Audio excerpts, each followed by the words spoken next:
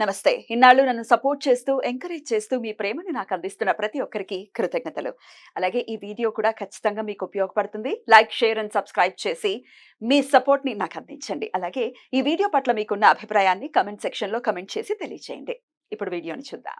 నమస్తే. Welcome to our channel. నేను కుప్పా పద్మిని. ప్రస్తుతం మనతో పాటు ప్రముఖ ఆధ్యాత్మికవేత్త, ఆస్ట్రోన్యూమరాలజిస్ట్, ఎనర్జీ వాస్తు స్పెషలిస్ట్, శ్రీ విద్య ఉపాసకులు శ్రీమతి జయప్రద గారు మనతో పాటు ఉన్నారు. మాట్లాడదాం. జయప్రద గారు నమస్కారం అండి. నమస్తే అమ్మ, శ్రీమాత్రే నమః. నక్షత్రాల గురించి చెప్తూ ఉన్నారు. శ్రవణ నక్షత్రం గురించి తెలుసుకోవాలనుకుంటున్నానండి. శ్రవణ నక్షత్రం జాతకులు అసలు ఎలా ఉంటారు, ఎట్లాంటి పరిహారాలు చేసుకోవాలి, ఒకసారి మీ ద్వారా. తప్పకుండా. శ్రవణ నక్షత్రం అంటే అందమైన వాళ్ళు వీళ్ళు, అవునా? చాలా ఆకర్షణంగా ఉంటారు. చంద్రుడు నక్షత్రం. చంద్రుడు నక్షత్రం అని ఆయన చంద్రుడు నక్షత్రం అని కాదు, మ్మ్. ఆ శ్రవణ నక్షత్రంలో ఉండే ఎనర్జీ ఏంటంటే వెంకటేశ్వర నక్షత్రం కూడా. ఆ. సో అందుకని అలా పొడుగ్గా ఉండడం. చాలా మంది శ్రవణ నక్షత్రం తక్కువ మంది పొట్టిగా ఉండడం. ఎందుకంటే మకర రాశిలో అంటే అందరూ పొట్టిగా ఉంటారు, కొంచెం అంత హైట్ ఉండరు అని చెప్తారు. కానీ శ్రవణ నక్షత్రం వాళ్ళు చాలా మంది హైట్ ఉన్నారు. మంచి పొడుగు ఏం చేతులు, పొడుగు వేళ్ళు, చేతులు పెద్దగా ఉంటాయి వాళ్ళవి. సో వెంకటేశ్వర స్వామి చేతులు ఎలా ఉంటాయో అలా ఉంటాయి వీళ్ళకి కూడా. చాలా పెద్ద పెద్ద చేతులు ఉంటాయి. చాలా మంది 10% తక్కువ మంది పొట్టిగా ఉండని, సామాన్య హైట్. పొట్టే ఉంటారు వీళ్ళు, చాలా సామాన్యంగా ఉంటారు, సామాన్య ఎత్తు. వీళ్ళు చాలా మంది హైట్, పర్సనాలిటీస్, చూడడానికి ఆకర్షణీయంగా ఉంటారు. వాళ్ళని చూస్తే మన కడుపు నిండిపోయేటట్టు ఉంటారు. అంత చక్కగా ఉంటారు వీళ్ళ రూపం, అమ్మాయిలైనా అబ్బాయిలైనా. సో వీళ్ళకి ఏదో ఒక ఆకర్షణమైన పాయింట్స్ ఉంటాయి వాళ్ళ దగ్గర. కొంతమందికి కళ్ళు బాగుంటాయి, కొంతమందికి మొహం చాలా అందంగా ఆకర్షణగా కనిపిస్తుంది, కొంతమంది శరీరం మొత్తం ఆకృతి అంతా చక్కగా అందంగా అనిపిస్తుంది. ఇలా లక్షణాలు కొన్ని పాయింట్స్ అంటే, ఎందుకంటే ఇక్కడ లగ్నాలు బట్టి మళ్ళీ వీళ్ళకి మార్పులు చేర్పులు ఉంటాయి. కానీ వీళ్ళ ఇది చూడడానికి రూపం మాత్రం ప్రశాంతంగా ఉంటారు. ఎంత ప్రశాంతంగా కనిపిస్తారో కానీ అంత కోపం. వాళ్ళకి కోపం వస్తే అసలు మనం భరించలేం. కోపం రాకుండా ఉన్నంతకాలం బాగుంటుంది అది. సో కోపం అనేది వీళ్ళకి తొందరగా వస్తుంది. ఏ విషయమైనా తొందరగా కోపం వస్తుంది, కానీ వెంటనే దానికి కూల్ అయిపోతుంటారు. దానికి ఆన్సర్ చెప్పామనుకోండి కూల్ అయిపోతారు. ఆ లక్షణాలు ఎక్కువ. ఎడ్యుకేషన్ చాలా బాగుంటుంది. మహా తెలివైన వాళ్ళు. ఎంత తెలివితేటలు ఉన్నాయంటే వీళ్ళవి అసలు ఆ తెలివితేటలు చూస్తే మనకే భయం వేస్తుంది. అలాంటి తెలివైన వాళ్ళు. కాకపోతే వీళ్ళ దగ్గర ఉండే ఒక బ్యాడ్ హ్యాబిట్ ఏంటి అంటే, మంచి ప్లేస్లో పెరగాలి వీళ్ళు. ప్లేస్లు మారాయో మరి మర్చిపోతారు ఏ విషయాలు. చాలా మంది పిల్లలకి హాస్టల్లో పెడతారు. సో హాస్టల్స్ లో పెంచామంటే ఇంకా మాట వినరు. ఇంట్లోనే పెంచాలి, అన్ని విషయాలు నేర్పించి పెంచాలి వాళ్ళని. సో మన పూజ పునస్కారం, ఆచారాలు, వ్యవహారాలు, ధర్మాలు అని చెప్తూ వాళ్ళు పెంచాలి.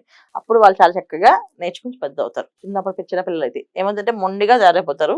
వాళ్ళు అనుకున్నదే సాధిస్తుంటారు. ఏమంటారంటే నాకు ఈ విషయం తెలుస్తుంది, చదివే అంటే వీళ్ళకి బాగా తెలియట్లు ఎక్కువ ఉంటాయి కదా, ప్రతి విషయం చదువుతుంటారు.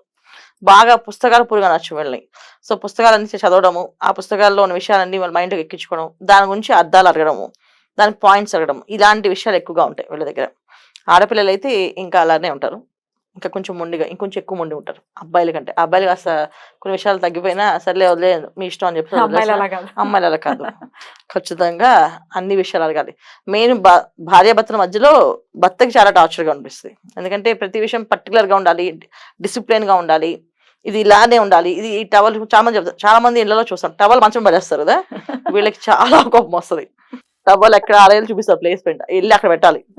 లేకపోతే అంటే చిన్న విషయాలు కూడా వీళ్ళు ఒప్పుకోరు. అంటే చిన్న విషయాలు కూడా వీళ్ళు అస్సలు ఇలా ఉండడానికి కుదరదు, అలా ఉండడానికి కుదరదు అని చెప్పే పర్టికులర్ మనుషులు అన్నమాట వీళ్ళు. చాలా మంచి మనుషులు, మంచి మనస్తత్వం.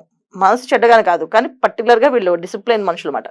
ఇలానే ఉండాలి అని చెప్పేసి. అలాంటి ఎక్కువ ఇంట్రెస్ట్ ఈ శ్రవణ నక్షత్రం వాళ్ళకి. సో ఈ నక్షత్రం వాళ్ళలో ఎనర్జీస్ ఎలా ఉంటాయంటే డే బై డే గ్రో అవుతుంటాయి, డే బై డే డౌన్ అవుతుంటుంది. ఎందుకంటే క్షీణచంద్రుడు అయ్యాడు అనుకోండి, ఆలోచన విధానం మారిపోతుంది. వాళ్ళు నచ్చింది మాట్లాడతారు, నచ్చింది తిట్టేస్తుంటారు, ఇష్టం వచ్చినట్టు చెప్తూ ఉంటారు, మన మాటే వినరు అసలు. ఇంట్లో కానీ బయట కానీ టార్చర్గా ఉంటుంది వీళ్ళతోటి. అదే పూర్ణచంద్రుడు అయితే కొంచెం ప్లస్ పాయింట్స్ ఉంటాయి. అంటే బిఫోర్ పౌర్ణమి పుట్టుంటే ఒకలా ఉంటారు, ఆఫ్టర్ పౌర్ణమి పుడితే ఒకలా ఉంటారు. ఈ ఒక్క వీళ్ళకి ఉన్న మెయిన్ మైనస్ పాయింట్. సో ఈ మైనస్ పాయింట్ వల్ల వీళ్ళకి చాలా మంది ఇబ్బందులు పడుతుంటారు. సక్సెస్ రాక, సో జాబ్స్ లో నిలబడలేక, జాబ్స్ కంటిన్యూ చేయలేక, వ్యాపారంలో సరిగా ఆర్థికంగా ఇబ్బంది పడ్డము, వ్యాపారాలు సరిగా సాగకపోవడం, కారణాలన్నీ కూడా ఈ ఒక్క ప్రాబ్లం. సో జాతకంలో బలంగా ఉండాలి, లేకపోతే ఈ నక్షత్రంలో వాళ్ళు రాణించడం కష్టం అవుతుంది. ఎట్లాంటి ఫీల్డ్స్ వీళ్ళకి సూట్ అవుతాయని అనుకోవచ్చండి? వీళ్ళకి ఎక్కువ యాక్టింగ్ ఫీల్డ్స్. చాలా మంది ఈ నక్షత్రం పుట్టిన వాయిస్ చాలా బాగుంటుందిరా, మైండ్ చాలా మందికి ఒక్కొక్క బాగుంటుంది. చాలా మంది వాయిస్ బాగుంటుంది. సో డబ్బింగ్ ఆర్టిస్టులు బాగా ఎక్కువగా ఉంటారు. తర్వాత యాక్టింగ్, రైటర్స్, డాక్టర్స్. ఎందుకంటే మకర రాశిలో ఉంటాయి ఈ నక్షత్రాలు. సో మకర రాశి అంటేనే అది పవర్ఫుల్ గా ఆయన ఇస్తారు. తర్వాత చాలా మంది అవుట్ ఆఫ్ కంట్రీస్ అంటే మన సౌదీ కానీ, అమెరికా కానీ ఇలా వెళ్ళి వీళ్ళు సంపాదించడం, ఉద్యోగాలు చేయడం కానీ, సెటిల్ అవడం అని ఉంటుంది. సో వీళ్ళ సక్సెస్ ఎప్పుడు కూడా ఏంటంటే మకర రాశిలో ఉన్న వాళ్ళకి వాళ్ళు పుట్టిన ఊరు నుంచి లక్షణాలు చేయడం వల్ల వాళ్ళ సక్సెస్ రేషియో పెరుగుతుంది. ఆడపిల్లలకైనా మగపిల్లలకైనా. సో వివాహం అయ్యాక మెయిన్ ఆడపిల్లలకి ఏంటంటే వివాహం అయిన తర్వాత హస్బెండ్ తోటి కొంచెం ఇబ్బందులు ఉంటాయి. అలాంటి ఇబ్బందులు రాకుండా ఉండాలంటే వీళ్ళు ఆంజనేయ ప్రదక్షిణాలు ముందు నుంచి చేయాలి. సో లైఫ్ లో వీళ్ళు ఆంజనేయం వదలకుండా చేయాలి. అలా చేసిన రోజున వీళ్ళు సక్సెస్ అవుతారు 100%. రైట్, చాలా బ్యూటిఫుల్ గా ఎక్స్ప్లెయిన్ చేశారండి. డెఫినెట్ గా చెప్పినటువంటి పరిహారాలు కానీ లేకపోతే ఈ హనుమత్ ఆరాధనని విశేషంగా చేసుకుని చాలా ప్రశాంతవంతమైన జీవితాన్ని శ్రవణ నక్షత్రం వాళ్ళు పొందాలని మనస్ఫూర్తిగా కోరుకుంటూ ఇక నెక్స్ట్ ఎపిసోడ్ లో ధనిష్ట నక్షత్రం గురించి మాట్లాడుకుందాం. థ్యాంక్ యూ సో మచ్ అండి. నమస్తే. నమస్తే అమ్మా. శ్రీమాత్రే నమః.